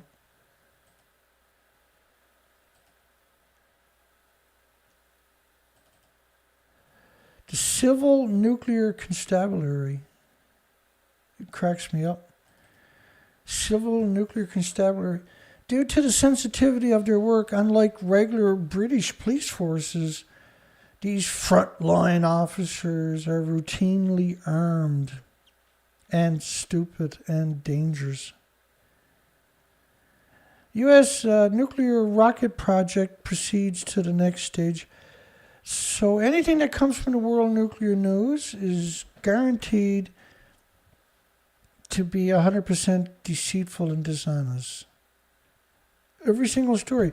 The World Nuclear News, another thing about them is they never put their author's name on a story under any circumstances. They're a pro-nuclear lobbying group. The U.S. Defense Advanced Research Project Agency, aka DARPA, and their legacy is death, and more death, wants a nuclear thermal propulsion system in orbit by 2026. And so my organization, the nuclearproctologist.org, is an actual think tank. I'm an actual think tank. Me, myself, and I. And we're anti-nuclear for space is one of my mandates, is to stop nuclear from going into space because nuclear is man-made. It's very dangerous, and the solar system doesn't create these elements. These are unique. This is why I call it anthropogenic man-made isotopes. But because of the accidents they've had launching this stuff into space, everybody on the planet has plutonium in them. All the species, all the humans.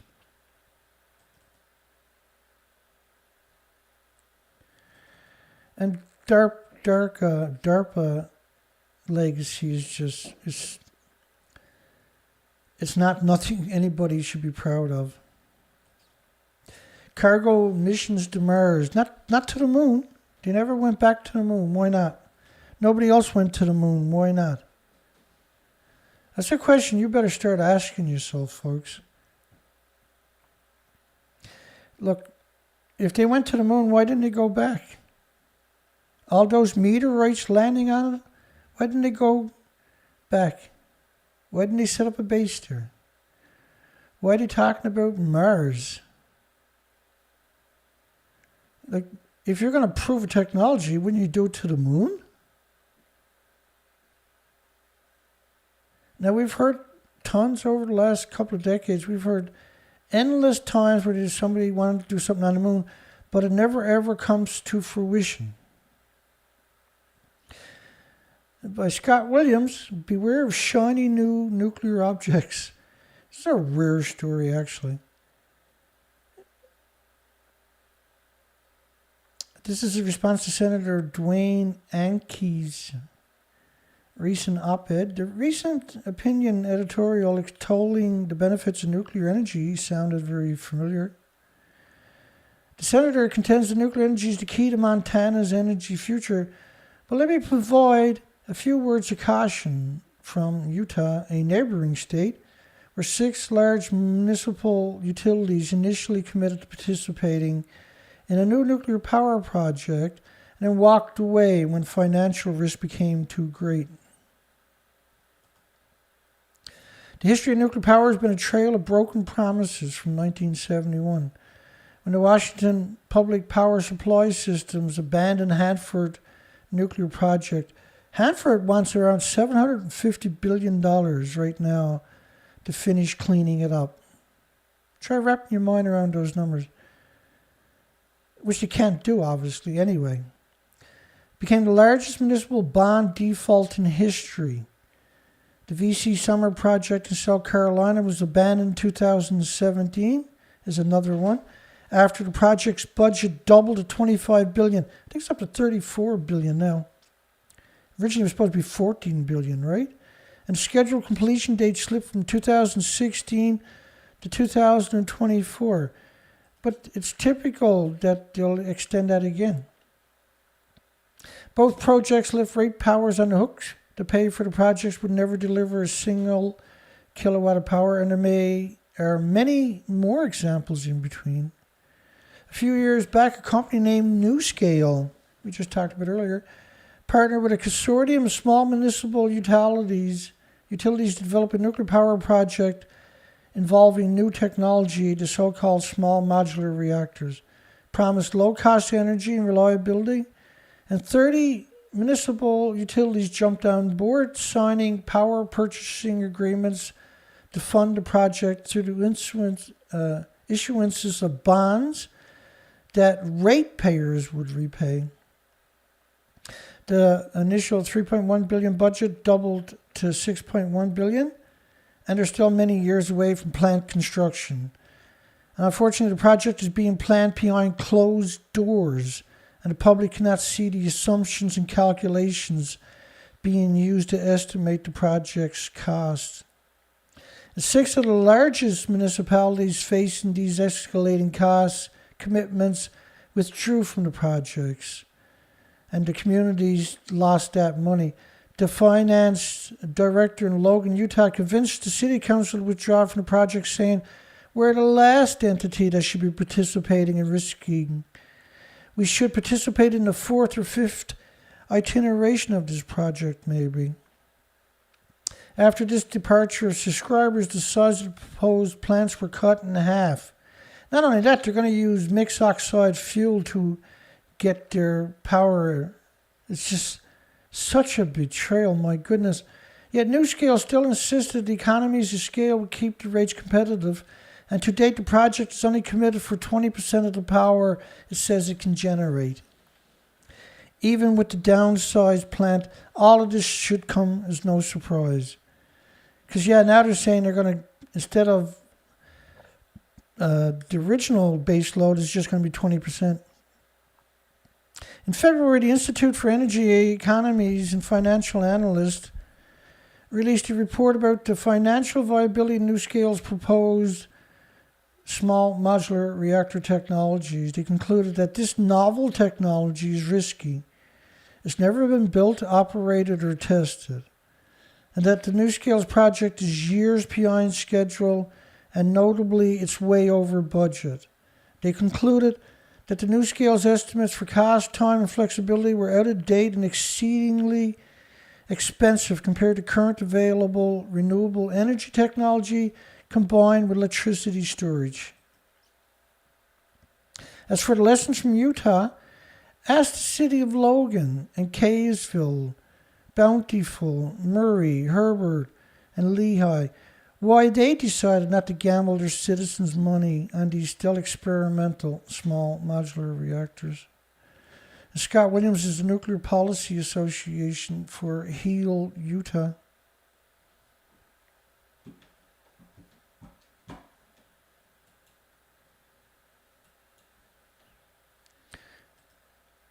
Meltdown on Netflix. Now, I posted, and I'll show it to you.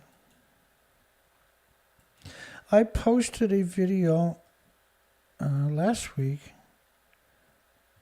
I got to bring it up, Dana. I posted it last. What Netflix new docuseries Meltdown at 3 Mile Island will not tell you. And that's an amazing presentation on 3 Mile Island that I done in 2021. And that my other site had 24,200 subscribers, was taken down last year while I was on a research expedition due to radioactive fallout, and we were looking for spiders in particular because they disappeared in the last couple of years because they bioaccumulated by eating all the other insects, right? And so I reposted that docuseries to show you, because the counter Netflix's mini documentary that just came out, which is meant to deceive you and manipulate you and is meant to misrepresent. Is building nuclear power plants in farmland a disease factory and genocide? Got 100%? Yes.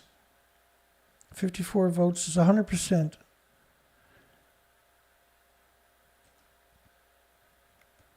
It's 100%. Yes.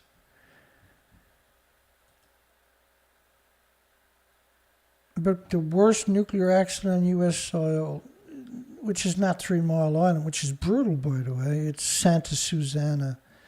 Released 460 times more radiation than 3 Mile Island that they actually emit to. That's a lot of radiation, folks. The whole industry is insane. We'll be back tomorrow night with more of that because it never stops. I have a big lineup of news again tonight we're never going to get to. We'll go to the black hole of nuclear news.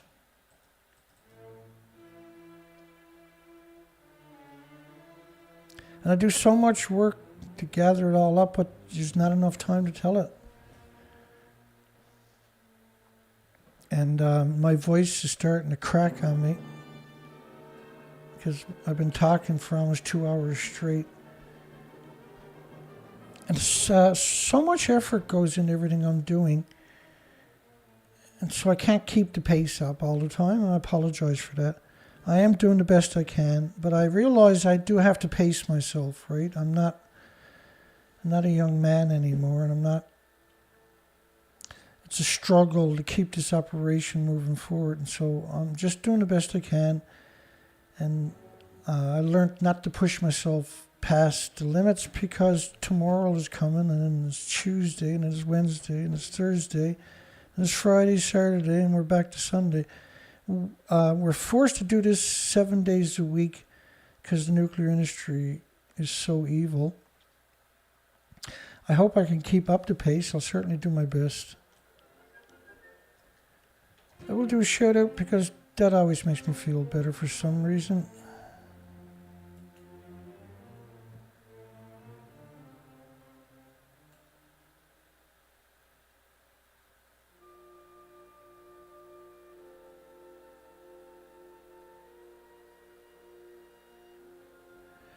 Let me do a shout out anyway.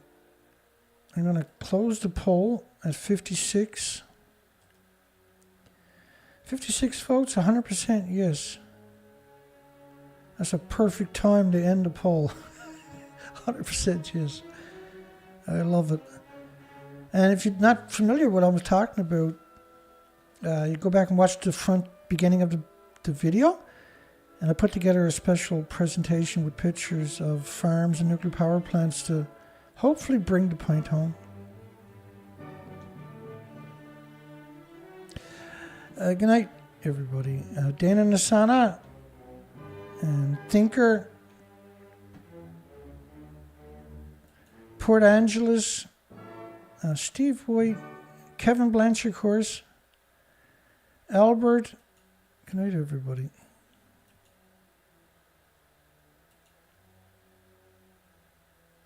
Which is turkey soup. Not turkey, not soup, but turkey soup. I think was how Turkey Soup put it earlier. Danny San, Colette. Hi, Colette. Starlight. Hi, Starlight. Good night, everybody. Thank you for finding time and energy and effort. James Lucid, hey, buddy. Hope you're doing good, James. And I do not bend. Hi there. Peaceware. Obsolete Optics. I know Stephen Young is out there somewhere. And everybody else that's out there is not chatting. Hugs for you and your friends and your families, your loved ones, your pets, and everything important to you.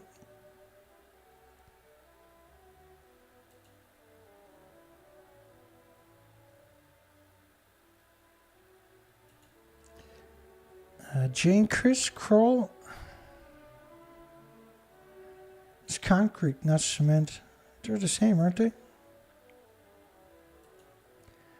I always do that, though. I always call it cement. We're from Canada. Canada's like that. And sue me. John Curtis. Warren. Good night, everybody.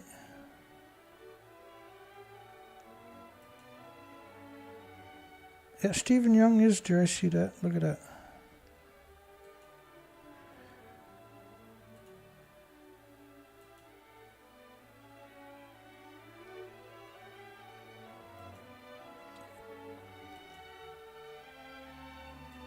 I'm just scrolling down through the names quickly. Quick shout out to those who happen to be in the comments section.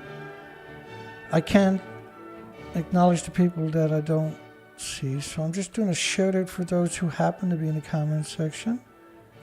They're a lovely, wonderful bunch of people that care about this planet, truly actually care. And it's not easy to do what I'm doing, but it's still not easy to show up in the comment sections and carry on a conversation either.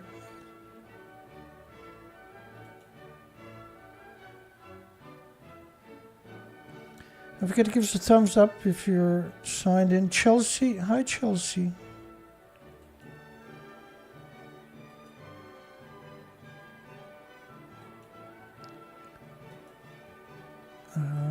We're getting there, almost down.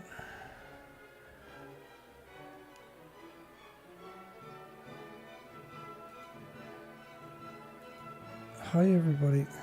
Good night everybody. God bless everybody. We're almost at the end of the comments. I'm just waiting for the poll. Once we get to the poll, then we know how close we are. Anna Beck.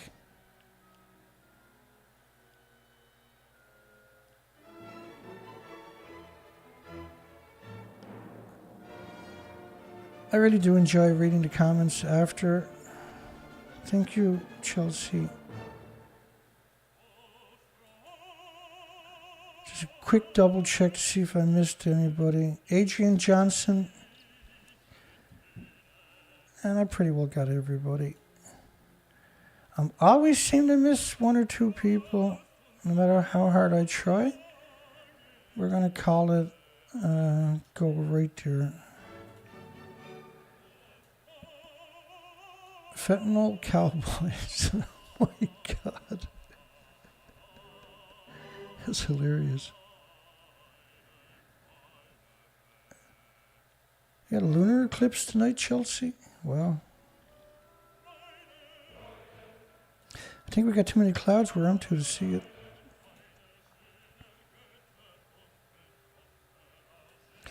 Okay. I got a little spammer. Hello, spammer.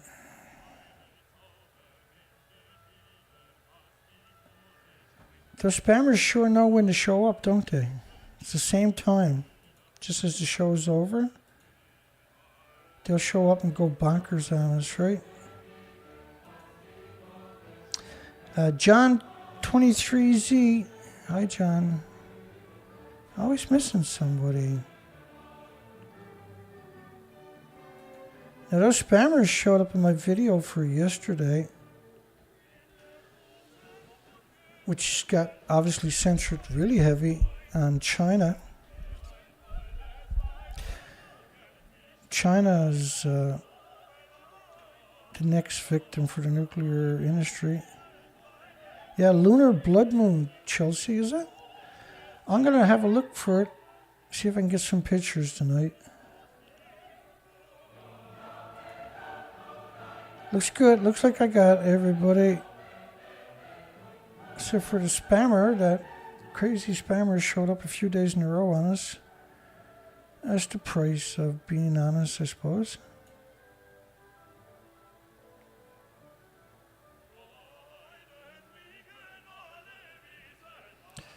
Yeah, they show up now at the end of my shows. They seem to know exactly when to show up when everybody's... Because I used to do a shout out in the comment section, and that means a lot of focus is on the comment section, and then the bots will show up at that point. So that's not an accident. That's a disruption, see? Go back to those who've never seen the beginning of the video. It's worth your time to watch it. God bless everybody. Hugs for everybody. See everybody tomorrow night, hopefully. You'll find a time to join us.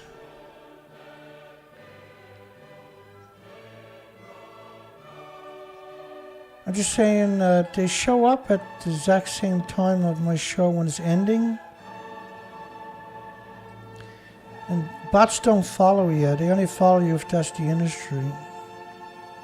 They like doing stuff like that, right?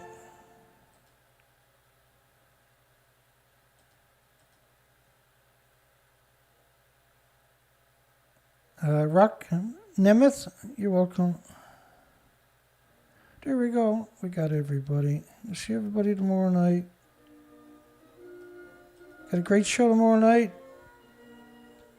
It's worth your time. You have a great night, a great day tomorrow. Take care, folks.